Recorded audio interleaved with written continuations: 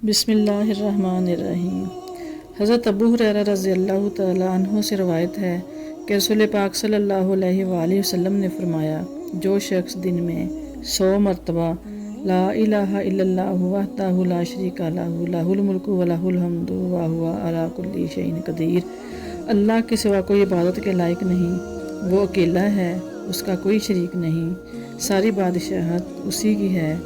हम्द सिर्फ उसी को सज़ावार है और वही हर चीज़ पर कादिर है। कहे उस शख्स को 10 ग़ुलाम आज़ाद करने के बराबर अजर मिलता है, उसके लिए 100 नेकियां लिखी जाती हैं,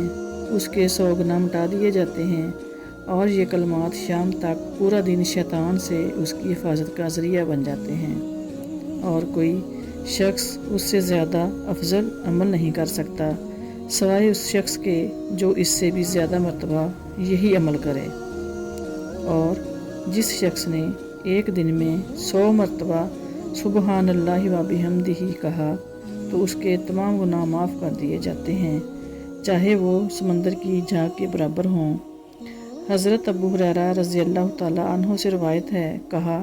रसूलुल्लाह सल्लल्लाहु अलैहि वसल्लम ने फरमाया, कोई शख्स जब सुबह करे और जब शाम करे तो 100 बार सुबहान अल्लाह व बिहम्दिही कहे तो क़यामत के रोज़ कोई शख्स इससे बेहतर अमल कर लेकर नहीं आएगा सिवाय इसके जो इतनी बार ये कलमात कहे या इससे ज़्यादा बार कहे।